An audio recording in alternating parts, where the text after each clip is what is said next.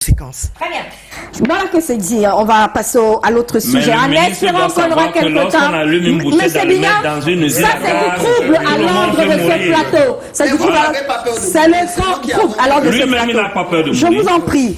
L'autre sujet, je parlais de cet autre sujet également qui a fait l'actualité cette semaine. Le président de la Fédération camerounaise de football, Samuel Eto'o, a finalement, je le disais, échappé à un carton rouge de la CAF, accusé en juillet 2023 par des acteurs du football du Cameroun d'avoir truqué des rencontres et violé les principes d'éthique et d'intégrité. L'ancien attaquant n'a pas écopé de la suspension de toute activité liée au football, sanction que lui promettait ses détracteurs.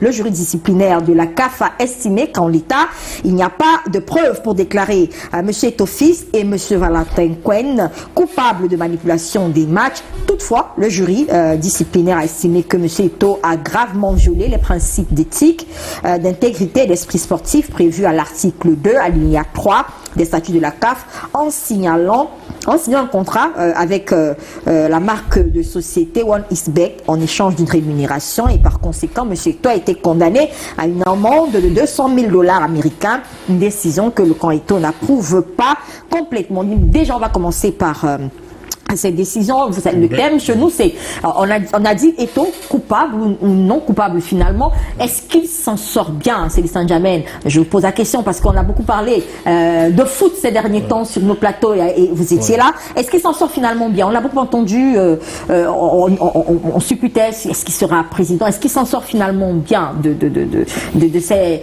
démêlés judiciaires avec la CAF? Non, il ne pouvait que s'en sortir bien. Eto'o est un homme d'éthique. J'ai toujours soutenu Eto'o parce qu'il fait du bon travail. C'est un grand manager, quoi qu'on me dise. Eto'o, c'est un grand manager. Je le répète ici depuis 2 ans, 3 ans, Eto'o, c'est un grand manager. Maintenant, quand je regarde le comportement de la CAF se comporte comme une organisation corrompue. Comment on peut dire d'une part qu'il n'a piétiné, il n'est coupable de rien, en même temps qu'il a violé l'éthique? D'abord, je rappelle que la CAF... Il n'est pas coupable du trucage des matchs, mais coupable... Oui, mais attendez... Quand vous écoutez la conversation avec Valentin Cohen, il n'y a rien qui puisse accabler Eto'o en termes de corruption. Il écoute Valentin Cohen. Il dit que s'il y a un match de corruption d'arbitre entre Tonnerre de Yaoundé et Opopo, évidemment, on verra après mon retour à Yaoundé. C'est ce qu'il dit. Et là, la CAF est d'accord avec vous sur et là, s'il y avait vraiment valeur d'éthique piétinée, ce ne serait pas une sanction pécuniaire.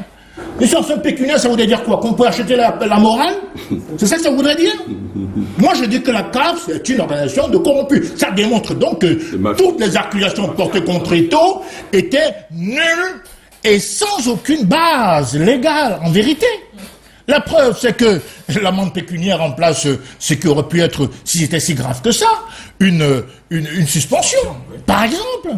Ils sont dans une contradiction totale. Et par ailleurs, je tiens à vous rappeler, Albertine, que la CAF n'a pas de commission d'éthique. N'a pas de code d'éthique. Alors comment, si vous n'avez pas de code d'éthique, si vous n'avez pas de commission d'éthique, comment pouvez-vous accabler quelqu'un de manque d'éthique? Il y a quand même un problème. Et ils violent même en cela les principes de la FIFA. Et d'abord, quand vous regardez le motif, pardon, le communiqué, la décision, il n'y a pas de motif. L'article 51, justement, de la FIFA, exige que les organisations liées à la FIFA puissent motiver leur décision. Est-ce que donc la CAF a motivé sa décision? Ce n'est que des racolages. Donc ça démontre toute, j'allais dire, l'innocence de Samuel Eto'o dans cette affaire. Une sanction pécuniaire, ce n'est pas une sanction privative de liberté. Il est encore président de l'Africa Foot et je lui souhaite un 2e mandat. Parce que justement, il travaille bien, voyez-vous. Donc aujourd'hui, oui, je pense qu'il peut briguer un 2e mandat. Et il va briguer un 2e mandat parce qu'il fait du bon travail. Ceux qui étaient nourris à la mamelle de la corruption en ont pour leurs frais. Et c'est pour ça qu'on lui en veut. Et je continue à dire dans ce pays, il faut vraiment instaurer la méritocratie. Eto'o mérite là où il est actuellement. Et je vous dis encore une fois, ceux qui couraient après lui parce que on leur avait coupé les pompes de provision, ils en auront pour leurs frais. Très bien. Pierre-Emmanuel Bignam, pour ceux qui suivent ces questions de foot, mais surtout ces récents problèmes d'étoffice avec la CAF, on estime que, condamné ou pas, coupable ou pas, déjà qu'il ait été amené à se prononcer sur ce type de fait, cela entame sa légitimité à la FECAFOOT désormais. Certains ont même estimé que Eto'o devrait, après ce qui s'est passé, penser à déposer les clés de la FECAFOOT. Qu'en pensez-vous? Bon, Albertine, je voudrais d'abord rappeler ici à l'opinion publique que j'ai pris la décision de ne pas plus avoir l'habitude de commenter les sujets relatifs à Samuel Eto'o et le football. Pourquoi je le dis? Parce que Samuel Eto'o est une icône dont l'actualité déchaîne la chronique dans notre pays et beaucoup de passion. Ok? Et donc, tout le monde sait les prises de position que j'ai eues vis-à-vis de candidature. J'étais l'un de ceux qui l'ont soutenu. Nous ne sommes pas de la même famille, nous ne nous connaissons pas, mais j'ai beaucoup soutenu sa candidature. Au point où j'ai eu à avoir beaucoup de démêlés avec certaines personnes qui me sont proches. Ça, c'était mon opinion personnelle. C'était mon opinion personnelle. Donc, mais j'ai l'habitude de dire que dans un contexte comme le nôtre, où nous sommes en train de préparer des échéances électorales, parce que le peuple camerounais souffre énormément. Il faut parcourir le Cameroun dans son entièreté. Vous comprendrez les réalités qui sont les nôtres, les réalités de la misère profonde dans l'extrême nord, dans certains endroits. Nous avons des guerres qui ne sont pas encore résolues, ainsi de suite. Nous avons des enfants qui sont des diplômés qui n'ont pas d'emploi. Le chômage est rampant. On a beaucoup de réalités. L'eau potable n'est pas disponible partout dans notre pays. C'est vrai, le gouvernement fait beaucoup d'efforts pour mettre à disposition des populations l'eau, l'électricité, mais ce n'est pas encore de façon optimale sur le plan national. Donc on a beaucoup de défis. On a des jeunes filles qui meurent par faute d'avoir accès à la césarienne dans les hôpitaux. On a des plateaux techniques qui ne sont pas disponibles dans les hôpitaux, ainsi de suite. Ce n'est pas tous les Camerounais qui ont la possibilité d'avoir les évacuations sanitaires dans les avions médicalisés à l'étranger. Donc nous avons tellement de défis. Mais je vais dire une chose, parce que tout comme la politique est dynamique, tout le monde a appelé à changer. Je vais dire une chose à propos de cette affaire de la CAF et tout ça. C'est que à partir du moment où il y a condamnation, la CAF est dans la contradiction parce que c'est la CAF elle-même qui a débouté tous les motifs qui l'accablaient en disant qu'on ne voit rien, il n'y a pas de corruption, machin. Mais après, bombarde $200 000. Les $200 000, là, c'est pour faire quoi? Non, les 200 000 sont liés plutôt à la signature de contrat avec l'entreprise Onisbect. Ça n'a rien à voir avec le trucage des matchs. Oui, mais deux choses différentes. Il est libre de signer son contrat. C'est pas écrit comme ça. Il parle de porter atteinte gravement ou alors d'éthique. Mais il ne cite pas spécialement Onisbect.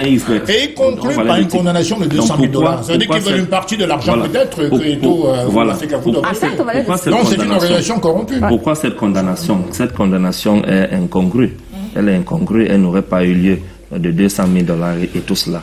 Donc maintenant, quant à ce qui concerne l'avenir du football camerounais, moi je dirais qu'on laisse M. Samuel Eto'o terminer son mandat. S'il est capable de briguer notre mandat, je ne sais pas. Et que les résultats, même s'ils ne sont pas aussi rapides que cela, on estime qu'il est en train de mettre une fondation qui va permettre à ce que dans les prochaines années, les résultats commencent à suivre. Et que le politique aussi cesse de se mêler dans sa gestion. Ce que moi je constate, c'est que ses amis d'hier, ce sont eux qui lui mettent les bâtons dans les roues. Comme pour dire qu'il n'y a pas d'amis en dictature. Le dictateur n'a pas d'amis. Si tu fais ami avec lui demain, il va mettre un rouleau compresseur contre toi. Et sans te couper la parole, je vois que les gens du MRC ont soutenu Moulékombi pendant cette affaire entre le MINSEP et la FECAFOOT. Ils sont même allés jusqu'à soutenir le ministre de l'Intérieur, de la gestion territoriale. Comme pour dire que l'incohérence règne toujours dans ce parti. C'est bien dommage. J'ai parfaitement compris. Toi, tu es l'un des rares qui se distingue de ce groupe-là. Mais ils ont soutenu le gouvernement. Merci. Alors, quand les gens se le rappellent. Donc voilà. Très bien. Marlisbel, et donc, comme je le disais, Eto'o finalement est blanchi par la CAF. Lorsqu'on regarde l'issue de cette affaire. Même s'il faut noter que pour le Conseil, ils vont faire appel dans les prochains jours, peut-être pour lever également cette sanction de 200 000 $. Est-ce que Eto'o pouvait être blanchi? Pour commencer, je vais vous dire que très sincèrement, je suis fan d'Eto'o. Parce que nos enfants, nos fils, nos filles, qui se distinguent comme ça sur le plan international, le monde entier ne peuvent que honorer notre pays. Maintenant, Eto'o est une personne. Et il peut arriver que Eto'o pêche ou vous fasse des options ou des choix qui lui sont personnels et qui peuvent ne pas être totalement en faveur de ce qu'il est. Lors du fameux la fameuse palabre avec le MINSEP, j'avais pris parti pour le MINSEP parce que je me disais, enfin je l'ai dit et je l'ai déclaré sur les plateaux, que sur le plan, moi je suis pas juriste, mais j'ai expliqué que pour moi, le MINSEP avait la porte de sortie que lui permettait la convention pour entrer dans le jeu, invité par le président de la République. Et que Eto'o, en tant que jeune dirigeant, pouvait faire profil bas pour qu'on passe au moins une étape et qu'après on clarifie les choses autour des textes. Donc pour moi, Eto'o est une personnalité importante pour notre pays et nous ne devons pas bafouer ce qu'il est. Seulement, concernant la CAF, je fais exactement la même analyse que tout le monde. Parce que quand on vous fait un reproche d'éthique, c'est très grave. C'est très très grave. Alors, est-ce qu'il y a eu manquement ou il n'y a pas eu manquement? S'il n'y a pas eu manquement, pourquoi est-il frappé sur la base de la non-éthique? Non-respect d'éthique. Mais j'avoue qu'il y a... je me mêle de beaucoup de choses dans mon environnement et dans mon pays, mais il y a des sujets sur lesquels je ne suis pas totalement à l'aise, parce que je comprends pas, là, très sincèrement, comme c'est des choses de beaucoup d'argent et de beaucoup de... Des fois, on a l'impression que c'est compliqué. Donc, j'ai du mal à donner un avis vraiment motivé, etc. Oui, sur la question, Alexis Lombat, déjà, cette décision de la CAF, mais également, on peut se demander, c'est une question qu'on se pose depuis, Eto'o est un président qui est quand même au centre de beaucoup de problèmes, on va dire ça trivialement comme ça. Je m'aligne déjà sur la pensée de Célestin Djamène. Et je vais ajouter que j'ai toujours dit, lorsqu'on me donne la parole, que l'élection de Samuel Eto'o à la FECAFOOT est un galop d'essai sur le prochain président du Cameroun. Ce sont les Camerounais qui vont porter plainte à Samuel Eto'o. C'est quelqu'un qui a pris la FECAFOOT et qui a décidé d'arrêter les manigances et la mafia qu'il y avait au sein. C'est ça le problème. Même celui qui va venir là, s'il ne s'est pas fait, il aura les mêmes problèmes. Exact. C'est un galop d'essai. Et je dis, on ne sait pas gérer. C'est la première star mondiale que nous avons. En vérité, il faut qu'on le reconnaisse. Il n'y en a pas deux. C'est le minimum. Il n'y en a pas. Demain, il a encore eu un prix personne n'attendait. Donc c'est quelqu'un qui est extrêmement célèbre, qui est aimé, adoubé partout. L'UNICEF, l'ONU, partout. Donc on ne sait pas gérer ça. Vous savez, donc des gens qui ont perdu certainement des privilèges. Moi, je gère une communauté, hein, vous savez, pendant que vous avez un programme, vos conseillers, eux, ils ont leur programme à eux. Et ils estiment que le programme n'est pas seulement le programme de population, et je parle bien de la FECAFOOT, hein, qui a porté plainte à Samuel Eto'o. Et qui aujourd'hui, on a un verdict qui est bizarre. Et chaque fois que vous avez un leader ou un président d'une institution ou bien d'une association qui est autant attaqué, dites-vous qu'il travaille beaucoup. Et Eto'o, dites-vous cela, parce que les gens qui vous ont adoubé, qui vous ont mis au pouvoir, qui vous ont amené au pouvoir, c'est encore eux-mêmes qui viennent... Leur couper des ponts. Voilà, parce que pourquoi? C'est parce qu'il y a des privilèges, certainement, et qui sont partis. Donc pour vous, le dossier de la CAF était déjà vide. Il n'était pas un dossier... Certainement, il nous dira qu'il y a... Comment vous appelez ça? Il nous dira certainement qu'il s'est opposé au gouvernement. Il vous dira ça probablement, peut-être s'il change après. Parce que oui, tous ceux qui s'opposent au président doivent certainement avoir une sanction. Et c'est cela. Lorsque on prête l'intention à Eto'o-Fils d'être candidat à la présidence, aujourd'hui on dit qu'il n'est pas éthique. Qu'est-ce que ça veut dire? Non, qu'est-ce que ça veut dire? Si aujourd'hui on dit non, tout ce qu'on a dit est faux, mais il y a un problème d'éthique. C'est pour dire que ce monsieur-là, la présidence du Cameroun, peut-être va faire moins que George Weah. Moi, je vois le Cameroun comme ça. On est toujours en train d'anticiper. Et vous allez voir comment, tout à l'heure, certainement les intellectuels vont appuyer. Les citoyens camerounais, si vous êtes candidat, il aurait le droit de... Pour la chambre, oui, allez-y. Je remercie le docteur pour la passe.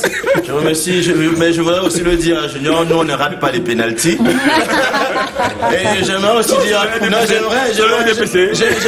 j'aimerais dire aussi au docteur que j'aimerais aussi dire au docteur que c'est-à-dire sur la loi 90/56, ce sont les dispositions de l'article 17, 18, 19 et 20 dont le MINAD va appliquer si les gens vont outre le trouble à l'ordre public. Mais il ne s'agit pas dans ce cas. J'aimerais aussi féliciter la lucidité de mon frère Junior Bien parce que là Emmanuel, j'aime franchement parce que ça demande pour nous la jeunesse quand même qu'il y a une lucidité en politique. C'est-à-dire qu'on peut avoir des différences d'idées, mais il y a une lucidité parce que lui, il est dans une frange minoritaire, je peux quand même dire, sur ce sujet.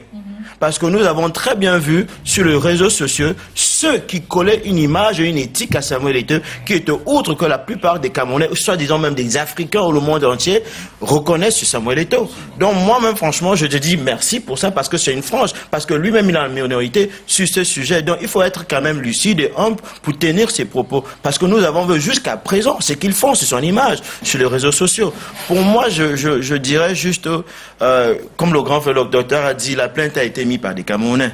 Ça pose un problème quand même. C'est-à-dire la source du problème, ça vient un peu du Camerounais. Mais maintenant, à l'échelle internationale, comme très bien le grand frère l'a dit, la CAF, avec cette image, tu colles une éthique, mais par contre, on sait le source du problème. Et puis on met sur ça un montant qu'on sait très bien que ce n'est pas le Cameroun, mais la FECAFOOT qui va gagner. Ça rentre dans les caisses de la CAF. Or, au niveau de la FECAFOOT, ils en ont franchement besoin de cet argent. Je pourrais même dire, ces 200 000 $ là qu'on met là, on pourrait mettre ça pour les joueurs locaux. Et pour peut-être même des facilités des stades de jeunesse et des autres choses. Donc pour moi, avec ta permission, je voulais soulever un point très important. Tout à l'heure, tu as parlé de la morale d'Emmanuel Bignam. Je voulais également saluer sa morale. Parce que quand j'ai vu durant toute cette affaire, MINSEP, FECAFOOT, que les gens, ses camarades de parti, ont soutenu... C'est pas le sujet, hein. C'est pas le sujet, c'est une parenthèse. Parce que quand les amis ou les camarades politiques en général disent des choses objectives, il faut saluer. Je dis donc que pendant que ses camarades de parti s'alliaient au gouvernement, qui par ailleurs dénonce Salia Mwele-Combien et Atangadji, eh bien lui il a tenu bon. Très alors, il a tenu bon, donc il faut saluer ça. C'est bien de le saluer. Oui, bien entendu, bien entendu. Il s'est juste trompé de parti, mais bon. On va sortir par là. Eto'o-Fils, sur le plateau, on est presque d'accord. Vous êtes d'accord sur cette issue-là, et peut-être que même les 200 000 $ vont disparaître. L'appel est suspensif. Il y a un autre problème qui arrive. C'était pas dans le sujet, mais on va quand même le dire, c'est l'actualité toujours. Vous savez qu'Eto'o-Fils maintenant a un autre problème de sa double nationalité qui réapparaît. Et là encore, ce sont des associations sur le plan national qui accusent. Je le disais, le président FECAFOOT est un peu cerné de toutes parts. Qu'est-ce qu'il peut expliquer cela? Il y a des brèches. Il y a des brèches. Excusez-moi, il y a des brèches qu'il faut pas ouvrir dans ce pays. Cette affaire, il faut laisser ça là où elle est là. Où est-ce que ça fait en France? Affaire de double nationalité. Laissez ça. Parce que quand Eto'o marquait les 50aines de buts, ça n'existait pas. Alors, pour moi, il y a des brèches qu'il ne faut pas ouvrir dans ce pays. La question que je pose, c'est pourquoi est-ce qu'on sent comme un acharnement sur le personnage? Donc ça veut dire que vous n'avez pas suivi ce que j'ai dit.